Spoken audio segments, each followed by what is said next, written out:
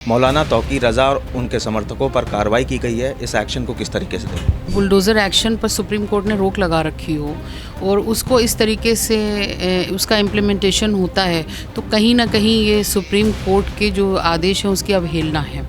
ये जो निकलने की जो बात आई है वो आई लव मोहम्मद के पोस्टर्स नहीं, आई लव मोहम्मद के पोस्टर्स पर जो एफआईआर हुई है हम उस पर अपने संवैधानिक जो हमारे जो ढांचा है उसमें जो हमको अधिकार मिले हुए हैं हम उसके तहत बाहर निकल रहे हैं। और हमारे जैसे लोग अगर हम ये कहते हैं कि हम गोली हंस करके खाने को तैयार हैं मोहम्मद सल्लल्लाहु अलैहि वसल्लम के नाम पर, तो आप कहते हैं कि ये बहुत विवादित बयान है। बहुत सपा के वरिष्ठ नेता गायत्री प्रजापति, उनके ऊपर जानलेवा हमला होता है जेल में, इसको आप लापरवाही कहेंगी या एक बड़ी साजिश? अगर साजिश है तो इसके पीछे कौन ताकत है? कहीं ना कहीं हो सकता है कि उनकी हत्या की साजिश की जा रही हो।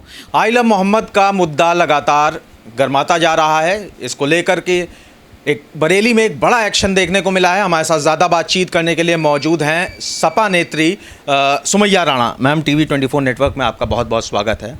कल एक बड़ा बुलडोज़र एक्शन बरेली में देखने को मिला है। मौलाना तौकी रज़ा और उनके समर्थकों पर कार्रवाई की गई है। इस एक्शन को किस तरीके से देखते हैं? देखिए, ये बहुत दुर्भाग्यपूर्ण है कि जिस बुलडोज़र एक्शन पर सुप्रीम कोर्ट ने रोक लगा रखी हो और उसको इस तरीके से उसका इम्प्लीमेंटेशन होता है तो कहीं ना कहीं ये सुप्रीम कोर्ट के जो आदेश हैं उसकी अवहेलना है और ज़िम्मेदार सरकारें इस तरीके के कदम नहीं उठाती हैं। मैं मानती हूँ कि सरकार को प्रथम दृष्टया अगर कोई अपराधी दिख रहा है तो उस पर अभी, क्योंकि इन्होंने शायद 14 दिन के रिमांड पे लिया है मौलाना तौकी रज़ा साहब को, तो पहले अपनी जाँच पड़ताल करके पुलिस को रिपोर्ट दाखिल कर लेने देना चाहिए था और मुझे लगता है तब इस एक्शन को इम्प्लीमाइज़ करना चाहिए था। लेकिन ये पूरी एक तरफा और एक समुदाय के पीछे पड़ करके और ये कार्रवाई जो है ये बुलडोज़र की ये करना, मुझे लगता है कि एक ज़िम्मेदार सरकार का कदम तो नहीं हो सकता था।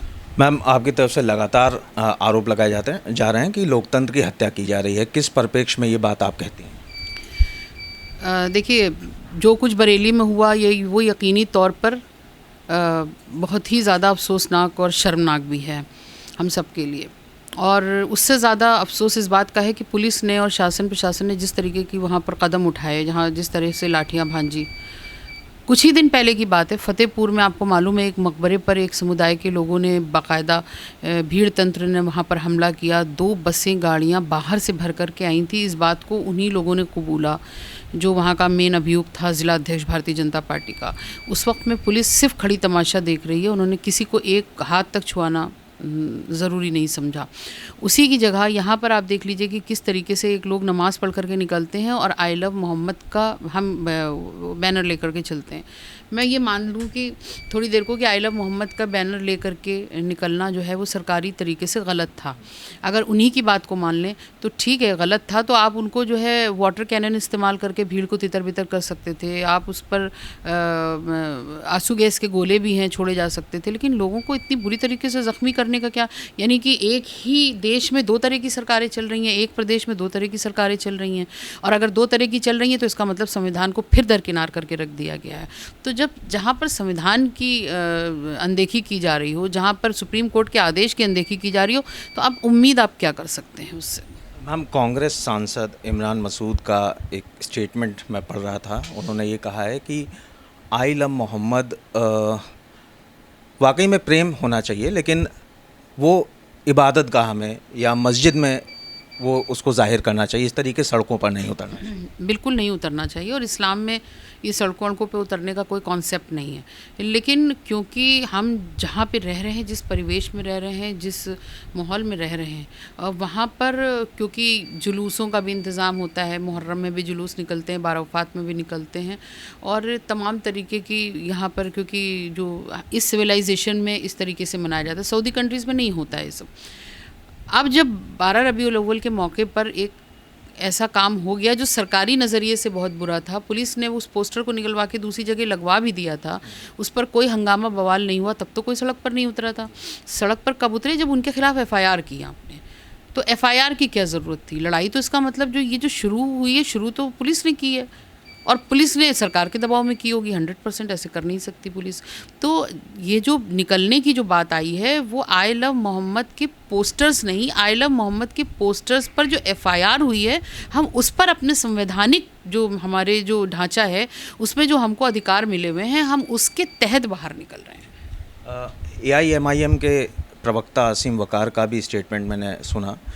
उन्होंने कहा कि आई लव मोहम्मद कहीं ना कहीं पैगंबर मोहम्मद साहब की शान में गुस्ताखी है, क्योंकि उनका जब भी नाम लिया जाता है उससे पहले दुआ पड़ी जाती है। उनके इस स्टेटमेंट को किस तरीके से देखती हैं? नहीं, वो बिल्कुल सही कह रहे हैं, क्योंकि ये हम हर मुसलमान का ईमान है कि जब मोहम्मद का नाम ले तो साथ में सल्लल्लाहु अलैहि वसल्लम बोले। ये ज़रूर हो सकता है, क्योंकि हम लोगों के लिए तो ये है कि वो ज़रूरी नहीं है कि उसको आया करके बोलें, हो सकता है हम मन में ही वो उस दुरूद को पढ़ लेते हों, और हक़ है उसको पढ़ना भी चाहिए।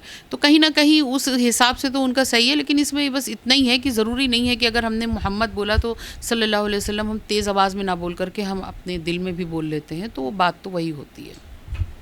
एक अहम सवाल आपसे पूछूंगा। जिन मुस्लिम युवाओं को अच्छी तालीम की ज़रूरत है, उनको इस तरीके से सड़कों पर उतार दिया जाता है कि आई लव मोहम्मद की बैनर लेके, क्या ये सही है? देखिए, पहली चीज़ तो ये कि जो नमाज़ पढ़ने जाने वाले लोग थे, वो उन लोगों को ये वहाँ पे कोई एज बाउंडेशन नहीं है नमाज में। नमाज हमारे वहाँ 7 साल की उम्र से पढ़ानी शुरू कर देनी चाहिए और 11 साल की उम्र पे फ़र्ज़ हो जाती है। तो सब माँ बाप ये कोशिश करते हैं अपने बच्चों को, लड़कों को, कि मस्जिद लेकर के जाएं, उनकी आदत पड़े नमाज़ पढ़ने की। अब जाहिर सी बात है, जब वो वहाँ गए हैं और जाने के बाद जब आई लव मोहम्मद का पोस्टर है तो वो उन बच्चों ने भी उठा लिया। हथियार थोड़ी उठाया था, कोई ऐसा चीज़ उठा ली हो हाथ में कि राइफ़ल उठा ली हो, कोई बॉम्ब उठा लिया हो, तब तो चलिए मान सकते हैं। लेकिन अगर आई लव मोहम्मद जिसमें ऑलरेडी लव का वर्ड इस्तेमाल हो रहा हो, तो वहाँ पर तो मुझे लगता है कोई दिक्कत होनी नहीं चाहिए। दिक्कत वहाँ से है कि जब पुलिस ने, देखिए, जब हम विधानसभा के सामने गए थे तो 2 बच्चियाँ थीं जो मदरसा जा रही थीं, उनको उस प्रोटेस्ट में शामिल नहीं होना था, उनको भी पुलिस ने डिटेन किया। बाकायदा वीडियो फुटेजेस हैं, भरा है गाड़ी के अंदर। आप ड्राइवर खड़ा था, आप उससे कह सकते थे इन बच्चों को घर छोड़ दो। ये एक ज़िम्मेदार पुलिस हो सकती थी। वो 2 बच्चियाँ थीं, 9 साल की, 9 1 साल की और 1 10 साल की, उनको भी पुलिस डिटेन करके ले जाती है। फिर उनको होश आता है, फिर वो कहते हैं कि नहीं, उसको इको गार्डन के बाहर रखेंगे। हमने कहा नहीं, ऐसे कैसे रखेंगे, जब उनकी माँ को आप लाएं, या तो वहीं छोड़ देते घर पे इनको। तो कुल मिला के चीज़ें यहाँ पर ख़राब करने की पूरी कोशिश की गई और उस पर ये कामयाब हो गए। अच्छा, आपने भी एक आरोप लगाया था, क्योंकि आई लव मोहम्मद कंट्रोवर्सी को लेकर आप भी सड़कों पे जब आई थी, तो कि आपके बयान को तोड़ मरोड़ कर पेश किया गया, क्या कुछ कहेंगे?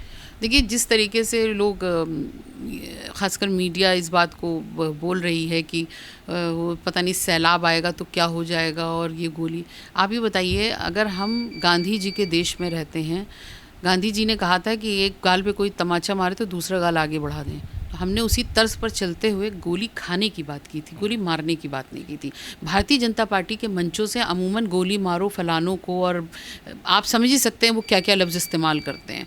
तो उस तरीके के बयानों पर कार्रवाई नहीं होती, बल्कि मंत्री पद दिया जाता है, उनको पदों से नवाजा जाता है, उनको बड़े बड़े इकबाल दिए जाते हैं।